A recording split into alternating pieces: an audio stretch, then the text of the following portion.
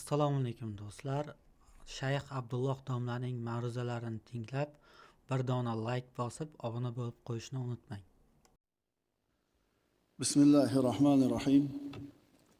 Innal hamdalillahi nahmaduhu va nasta'inuhu va nastaghfiruh va na'udhu billahi min shururi anfusina va min sayyiati a'malina. Man yahdihillahu fala mudilla lahu wa man yudlilhu fala hadiya lahu. ونشهد أن لا إله إلا الله وحده لا شريك له ونشهد أن محمدا عبده ورسوله أما بعد السلام عليكم ورحمة الله تعالى وبركاته. Allah subhanahu va taoloning go'zal ismlari Asmaul Husno silsila darslaridan birodarlar bugun Alloh taoloning Al-Jabbar ismini suhbat qilamiz. Valillahil asmaul husna fad'uhu biha degan Alloh taolo. Alloh taoloning go'zal ismlari bor, Asmaul Husno. Bas Allohga ular ila duo qilinglar. Allohni ular ila chorlanglar. Alloh taoloning Al-Jabbar ismi. Bu ism Qur'onda bir o'rindagina zikr qilingan. Astagfirullah. Huvallohu allazi la ilaha illa huval malikul quddusus salamul mu'minul muhaymin al-azizul jabbar. Qur'onda bitta o'rindagina zikr qilingan. U Alloh shunday zotdirki, hech qanday iloh yo'q, faqat uning o'zi bordir. U podshohdir. Har qanday ayb va nuqsondan pok salomatdir. Omon qilguvchidir. Ko'rib, kuzatib turguvchidir. Qudrat sohibidir, bo'yin sundirguvchidir. Al-Jabbar, bo'yin sundirguvchi. Payg'ambarimiz sollallohu alayhi vasallamning hadisi shariflarida ham bu ism zikr qilingan. Rasululloh aytadilar: Al-Jabbar bo'lgan Alloh osmonlarni va yerni qo'li bilan ushlaydi, qo'li bilan qabza qiladi. So'ngra deydi: "Men Al-Jabbarman. Jabborlar qani? Mutakabbirlar qani?" Mana Al-Jabbar ismini suhbat qilamiz. Al-Jabbarning bir qancha ma'nolari bor. Birinchisi, bu siyg'ai mubolag'a. G'ofirun g'affarun, roziqun rozzaqun kabi. Jabbarun Jabir so'zini siyg'ai mubolag'asi. Siyg'ai mubolag'asi. Jabirun jabbarun. Jabirun degani al-jabr degan sifat bilan sifatlangan. Al-jabr degani majburlash degani. Alloh taolo butun mahluqotlarini o'zini xohishiga, o'zini hukmiga majburan bo'ysundiradi. Hech kim uni hukmidan qochib qutula olmaydi. Al-jabr ya'ni bir narsani kuch bilan tuzatish, majburan isloh qilib qo'yish. Masalan, Alloh faqirga jabr qildi desa, biz zulm qildini tushunamiz. Bu noto'g'ri. Alloh faqirga jabr qildi degani, uni majburan boyitib qo'ydi degani, holini tuzatib qo'ydi degani. Alloh kasalga jabr qildi desa, uni tuzatib qo'ydi, unga shifo berdi degan ma'no bo'ladi. Alloh ziyonkarga jabr qildi desa, demak uni ziyonini yo'q qilib, o'rniga evaz ato qildi bo'ladi. Demak, Allohga nisbatan jabr qildi degan paytda bu uni holatini majburiy suratda tuzatib qo'ydi degani bo'ladi. Ikkinchi ma'nosi. Al-Jabbarning ikkinchi ma'nosi mahluqotlardan oliy, hammasining ustida. Ularning ustida o'zini hukmini o'tkazadi. Alloh o'zini ishi amrida g'olibdir. La muaqqiba li hukmihi. Allohning hukmini tekshiruvchi bo'lmas. Alloh aytdimi, bo'ladi.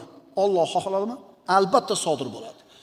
İnsanlar ham o'zaro muomalalarini hal qilishlikda muammolarini, mushkulalarini sudga murojaat qilishadi. Sud ikkala tomonni da'volarini eshitadi va qaror qabul qiladi. Falonchi haq ekan, unga berilsin. Endi mag'lub bo'lgan tomon nima qiladi? Apellyatsiyaga beradi. Keyin bu hukmda qayta ko'rishga chaqiriladi, tekshiriladi. Respublikanskiy sud, Verxovniy sud va hokazo. Odamlarni chiqargan hukm o'tmay qolishi mumkin. Lekin Alloh hukm qildimi? Tamom. Uni hukmini tekshiruvchi bo'lmaydi, u doim g'olib. La muaqqiba li hukmihi. Allohning ishini hech kim tekshira olmaydi. Ma sha Allohu kana va ma lam yasha lam yakun. Alloh nimani xohlagan bo'lsa bo'ldi. Endi nimani xohlamagan bo'lsa bo'lmadi. Shuning uchun sen banda kim bilan birgasan? Al-Jabbar bo'lgan Alloh bilan birgami? Irodasi doim o'tadigan, doim g'olib bo'lgan zot bilan birgamisan? Alloh taolo aytadi, astagfirullah, vallohu g'olibun ala amrihi. Alloh o'z ishida g'olibdir. Ya'ni hech kim man qila olmaydi. Boshqa oyatda fa'alul lima yurid. Alloh o'zi istagan narsasini amalga oshiruvchidir. Bir kishi turib payg'ambarimiz sollallohu alayhi vasallam oldida Alloh xohlagan va siz xohlagan narsa sodir bo'ldi dedi. Alloh va siz xohlagan narsa bo'ldi dedi. Payg'ambar sollallohu alayhi vasallam naqadar yomon gapirding-a? Sen meni Allohga tengladingmi? Alloh xohlagan narsa bo'ladi, bandasi xohlagan emas. Garchi u payg'ambar bo'lsa ham. Payg'ambarimiz sollallohu alayhi vasallam Uhudda mag'lub bo'lishni xohlamasdilar. Lekin Alloh xohlagan ekan mag'lub bo'lishdi. Chunki ma sha'allohu kana va ma lam yasha lam yakun. Agar sen banda al-Jabbar bo'lgan Alloh bilan birga bo'lsang, sen g'olibsan. Kelajaging bor. Ishlaring rivoj topadi. Chunki Allohning xohishi doim bo'ladi. Hech kim va hech narsa uni hukmiga qarshi chiqa olmaydi. O'zini hukmiga hammani Alloh bo'ysundiradi. Unga esa hech kimning hukmi o'tmaydi. Demak, al-Jabbarning birinchi ma'nosi tuzatib qo'yadi, majburan. Ikkinchi ma'nosi hammadan oliy hukmini o'tkazadi. Uchinchi ma'nosi al-Jabbar jabarut, malikul mulki val malakut kabi. Mulk deganda biz mana shu olamning mulkini tushunamiz, bu dunyoyimizning mulkini. Malakut deganda ko'zimizdan to'silgan g'ayb olamining mulkini tushunamiz. Payg'ambarimiz aytganlar: Subhanazil jabaruti val malakut val kibriyai val azama. Jabarut, malakut, kibriyo va ulug'lik egasi bo'lgan Alloh har qanday ayb nuqsondan pokdir. Uchinchi ma'nosi al-Jabbar at-tanzim, at-ta'zim va at-tanzih. Ulug'lash va poklash ismlaridan. Alloh taoloning go'zal ismlari bo'linadi, birodarlar. Zotining ismi bor, sifatining ismi bor, fe'lining ismi bor. Yana poklash ismlari ham bor. Mana shu al-Jabbar ismi Alloh taoloning ulug'lashlik ismlaridan hisoblanadi. Alloh azza va jalla hadis qudusida aytadi: Al-kibriya'u ridai val azamatu izari. Faman naza'ani wahidan minhuma qadaftuhu fin-nar. Mana o'zini katta oladigan, o'zini boyligi bilan, mansabi bilan kibrga ketadigan insonlar yaxshilab eshitib qo'ysin. Alloh taolo aytadi: Kibriyo mening ridoyim. Ridosi, ulug'lik, azamat mening izorim. Bu ikkalasini kim men bilan talashsa, uni men jahannamga uloqtiraman. Kibr faqat Alloh taologa xos. Kibr haq egasini haqqini bermaslik va odamlarni mensimaslik. Mana shu sifat shu ikkita sifat kimda bo'lsa, shu odam mutakabbir inson deyiladi. Chiroyli kiyinsa, hashamatli uy solsa, qimmat mashina minsa kibrli degani emas. Haqqa ko'nmaydi, odamlarni mensimaydi. Bu kambag'al ham shunaqa bo'lishi mumkin. Gohida Alloh taolo o'zining dushmanlarini ham kuchli, quvvatli qilib qo'yadi-da, shu bilan bandalarni sinaydi, imtihon qiladi. Boyagi Alloh tomonidan kuch-quvvat olgan, Allohning dushmani bo'lgan insonlar xohlagan gapini gapiradi, xohlagan ishini qiladi. Bu yoqdagilar hech narsa deya olmaydi, hech narsa qila olmaydi. Shunda bu imtihondan o'ta olmagan iymoni zaif insonlar ularni o'zlariga iloh qilib olishadi. Buni qo'lidan hamma yo'q keladi. Bu undoq qilib oladi, bu bundoq qilib oladi. Ularning oldida o'zini xorlaydi. Vaholanki Alloh taolo kibriyoni, jabarutni maxluqotlaridan birontasiga berishni xohlamaydi. Alloh o'zini Al-Qahhar ismini ham, Al-Aziz ismini ham birovga berib qo'ymaydi. Boyaga haddidan oshganlar bir kun kelib albatta xor bo'ladi. Alloh ularni sindiradi. Faqat peshonalariga yozilgan, taqdirda bitilgan kuni bor, umri bor, soati bor. Shuni yashab o'tishligi kerak ular. Va likulli ummatin ajal. Har bir ummat uchun, jamoat uchun ajal bor. Belgilangan vaqt bor. Aytyapmiz-ku, dunyoga kelmasdan avval faloncha yil umr ko'radi deb yozilganmi? Faloncha narsani yeydi deb rizqiga yozilganmi? Shu rizqi bilan suvini tugatmagunicha yashaydi ular. Ha, rizqi suvi tugagandan keyin Alloh taolo ularni xor qiladi. Haddidan oshsa, tug'yonga kelsa, vaqt soati kelganda. Ha, bunga ham bir davr kelibdi-da deb qo'ying. Undan burun qanchalar kelib ketdi? Falonchilar. Nima ishlarni qiluvdi xalq xaloyiq ustida? Zulm qiluvdi, qo'lidagi quvvati bilan odamlarga bir jabr qilgan edi, xor qilgan edi odamlarni. Keyin nima bo'ldi? Demak, Al-Jabbar ismining ma'nolaridan ta'zimlash, ulug'lashlik. Agar Jabbor deb Alloh aytilsa, bu ulug'lashlik bo'ladi, komillik bo'ladi, quvvat bo'ladi, buyuklik bo'ladi. Agar Jabbor degan so'z odamga nisbatan aytilsa, bu odam zolim ekanligi ma'lum bo'ladi. Qarang. Jabbor degan ma'no Allohga nisbatan ishlansa, bu maqtov, bandaga nisbatan ishlatilsa, buni aksi. Ahmad Jabbor inson deyildimi? Demak, nuqson bu. Odamlarga zulm qilar ekan. Alloh taolo bandalarni ham Jabbor degan. Astagfirullah. Kazalika yatba'ullohu ala kulli qalbi mutakabbirin jabbar. Alloh har bir mutakabbir va jabborning qalbini mana shunday muhrlab qo'yar. Tushunarligi? Allohni Jabbor deganimiz bu maqtov, bandani Jabbor deganimiz bu nuqson bu. Banda bandadir, Rob esa Robdir. Bandaning ishi muhtojlik, ojizlik. Hatto insoniyatning peshvosi bo'lgan payg'ambarlar ham qana bo'lgan? Ojiz bo'lgan, banda bo'lgan, Allohga muhtoj bo'lgan. La ya'kuluna at-ta'ama va yamshuna fi al-aswaq. Bozorlarda yurgan hamadaqa, ovqat yegan hamadaqa. O'zlarini bor bo'lishida mana shu ulug' insonlar ham Allohning qo'llashiga muhtoj bo'lishgan. Yurishtirishi, yebishi, hamma ishlarida Allohga muhtoj bo'lgan. Chunki ular banda, Alloh esa Rob edi. Mana endi Jabariya degan bir firqa o'tgan islomimizning tarixida. Payg'ambarimiz sollallohu alayhi vasallam Yahudilar 71 firqaga, Nasroniylar 72 firqaga bo'lindi, meni ummatim 73 firqaga bo'linadi deganlar. Ana shu ummatda 73 firqaga bo'linishligi sodir bo'ldi. Har xil toifalar chiqdi. Shulardan bittasi zalolatga ketgan, adashgan Jabariya toifasi bo'lgan. Bu aqida buzuq aqida edi. Jabariya buzuq aqida egalari edi. Ularni tasavvuricha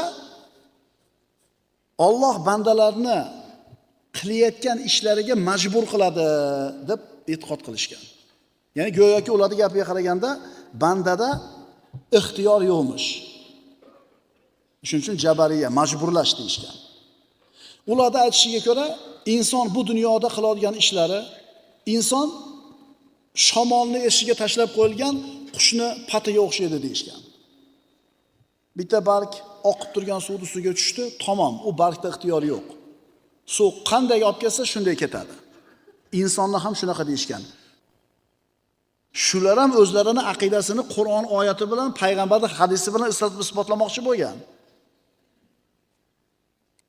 Lekin alhamdulillahi robbil alamin, ahli sunna val jamoa ulamolar bor edi. Ularni bu e'tiqodlari noto'g'ri ekanligini odamlarga tushuntirishdi. Alloh bir bandani bir ishni qilish yoki qilmaslikka majbur qilsa, bu ish Allohning komilligiga to'g'ri kelmaydi. Axir qana qilib jazolasin uni keyin?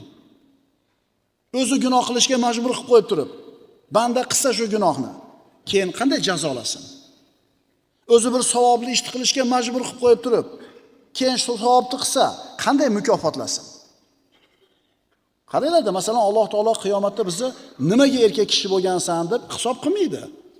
Chunki bizni majbur erkak qilib qo'ydi. Ayollarni ayol qilib yaratdi. Nimaga sen ayol kishi bo'lgansan demaydi, chunki bu ishda majburmiz. Nimaga mana bu yurtda yashagansan, nimaga mana bu zamonda yashagansan deb imtihon qilmaydi. Chunki biz ixtiyorimizdan tashqari edi bu. Ammo bu buzuq e'tiqod egalari bandani qiladigan ammallari ham Allohni majbur qilishi bilan bo'ladi deyishgan. Yana qaytarib aytaman, bu firqalar hammasi dalil hujjati bo'lgan, o'zicha. Astagfirullah. Sayaqulul ladina ashraku law sha'a Allahu ma ashrakna wala abauna wala harramna min shay. Alloh taolo ana shu avval kofir bo'lib o'tgan qavmlarni tilidan aytadi. Hali mushrik bo'lgan kimsalar dedilar: agar Alloh xohlaganida biz ham, ota-bobolarimiz ham na mushrik bo'lgan va na biron narsani harom qilib olgan bo'lar edik. Ko'ring. Kazalika kazzaballazina min qablihim hatta zaqu ba'sana. Ulardan avvalgilari ham to azobimizni totgunlaricha mana shunday yolg'onchilik qilganlar. Qul hal indakum min ilmin fatukhrijuhu lana in tattabi'una illa adh-dhann va in antum illa takhrusun. Ayting ey Muhammad alayhisalom. Huzuringlarda bizga ko'rsatadigan biror hujjatinglar bormi? Sizlar faqat gumonga ergashyapsizlar, sizlar faqat yolg'on so'zlayapsizlar. Ya'ni ular aytayaptiki, biz mushrik bo'lgan bo'lsak, Alloh bizni mushrik qilib qo'ydi deyapti. Alloh bizni mushrik qilib qo'ydi deb Allohga to'ngayapti. O'zlaridagi musulmon yoki kofir bo'lish ixtiyorini rad qilishyapti. Insonda ixtiyor bor. Agar ixtiyor degan narsani yo'q desak, unda savob bilan gunohni ham yo'q degan bo'lamiz. Insonda ixtiyorni yo'q desak, jannatni ham, do'zaxni ham bekor degan bo'lamiz. Omonatni ko'tarish ham bekor bo'lib qoladi. Taklifotlar ham bekor bo'lib qoladi. Vaholanki Alloh taolo aytib qo'yibdi: Astagfirullah. Faman sha'a falyu'min va man sha'a falyakfur. Bas, xolagan kishi iymon keltirsin, xolagan kishi kofir bo'lsin. Ixtiyormi shu? Boshqa oyatda inna hadaynahu sabila imma shakiron va imma kafura deydi. Dar haqiqat biz uni, insonni, xoh u shukr qilguvchi musulmon bo'lsin, xoh ko'rnamak kofir bo'lsin, to'g'ri yo'lga hidoyat qildik. Ya'ni biri haqqa ergashib mo'min bo'ldi, biri nonkor kofir bo'ldi. Lekin ikkalasiga ham ixtiyor berilgan, ikkalasiga ham hidoyat kelgan. Biri xohlab mo'min bo'ldi, biri xohlab kofir bo'ldi. Boshqa oyatda وَلِكُلِّ وِجْهَةٌ هُوَ مُوَلِّيهَا فَاسْتَبِقُوا الْخَيْرَاتِ deydi. Har kimni o'z yuzlanadigan tarafi bor, bas yaxshi ishlarga shoshilingiz. Yaxshilab bir olaylik birodarlar. La ikroha fid-din. Birodarlar, dinga zo'rlab kiritish yo'q hech kimni. Dinda zo'rlash, majburlash yo'q. Agar qaytarib aytamiz, majbur qilinadigan bo'lsa, u din bo'lmaydi. Tanlash imkoniyati bor. Toatga majburlasak, savob bekor bo'ladi. Gunohga majbur qilinadigan bo'lsa, jazo bekor bo'ladi. Shuning uchun Alloh ixtiyorni berdi, ogohlantirdi, taklifotlarni yengil qildi, ozgina qilgan amalimizga chandon ziyoda savoblarni va'da qildi. Endi Alloh insof bersa, biz ham to'g'ri yo'l qolarmiz deb turib, Alloh insof bermayapti menga demoqchi bo'ladi ayrim odamlar. Alloh xolasa tashavoramiz shu aroqni deydi. Bora nima, seni og'zingdan biror majbur qo'yyaptimi aroqni? O'zini fisqini, fujurini, o'zini nafsiga mag'lub bo'lib qolganligini Allohning taqdiri bilan hal qilmoqchi bo'ladi. Umar ibn Xattob roziyallohu anhu aytar edi: "Lastu bil khab'i valal khabu yaxdauni. Men hiylakor emasman, lekin hiylakor meni alday olmaydi deydi. O'g'rini olib kelishdi xalifani oldiga. Ya amiral mo'minin dedi, jazoni qo'llanglar dedi. Ya amiral mo'minin, Alloh taolo meni taqdirimga o'g'rilik qilishni yozgan bo'lsa, meni nimaga jazolaysiz dedi. Sen o'g'rilik qilgan bo'lsang, taqdiriga yozilgan bo'lsa, seni taqdiringga qo'limni kesishni ham yozilgan dedi. Aroxo'rni olib kelishdi. Xalifa xatni qo'llanglar dedi. Boyaga aroxo'r xuddi o'g'rini singari, "Ey amiral mo'minin, meni taqdirimga shu narsa yozilgan ekan" dedi. Xalifa aytdi, 2 marta darrani 2 marta jazoni qo'llanglar dedi. Ya'ni xatni 2 marta qo'llanglar dedi. Birinchisi aroq ichgani uchun, ikkinchisi Allohga tuhmat qilgani uchun dedi. Senga voy bo'lsin dedi Umar ibn Xattob bu kishiga. Albatta Allohning qazosi seni ixtiyordan majburlikka olib chiqmaydi dedi. Ya'ni taqdirga nima yozilganini bilamizmi biz? Bilmaymizmi? Ichish ichmaslik oldimizda turibdimi? Namoz o'qish o'qimaslik ixtiyorimizda turibdimi? Biz o'zimiz bilan ixtiyor qildikmi? Shu ixtiyorimiz uchun savob yoki bo'lmasam jazo olamiz birodar. Bandada ixtiyor bor. Jabariylarda noto'g'ri e'tiqodiga ko'ra ular bandalar qilayotgan ishlari taqdirni majburiyati bilan bo'ladi. Shuning uchun unga savob ham gunoh ham yo'q deyishgan. Bu noto'g'ri e'tiqod.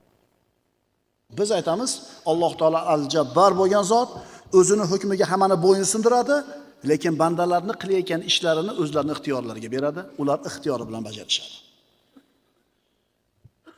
Demak, al-Jabbarning ma'nosi birinchisi tuzatib qo'yadi. Ikkinchi ma'nosi hammadan oliy. Uchinchi ma'nosi poklashlik ma'nosida. Endi to'rtinchi ma'nosi. Al-Jabbar oliy, ya'ni unga yetib bo'lmaydi. Lug'at kitoblarida aytiladi, naxlatun jabbara. Baland xurmo daraxtga yetish qiyin. Yoki naqatun jabbara. Baland tuyaki minish qiyin. Demak, al-Jabbarning yana bitta ma'nosi u oliy, unga yetib bo'lmaydi. Inna fiha qawman jabbarin. Albatta u yerda jabbor, zo'ravor odamlar bor. Qaytaramiz.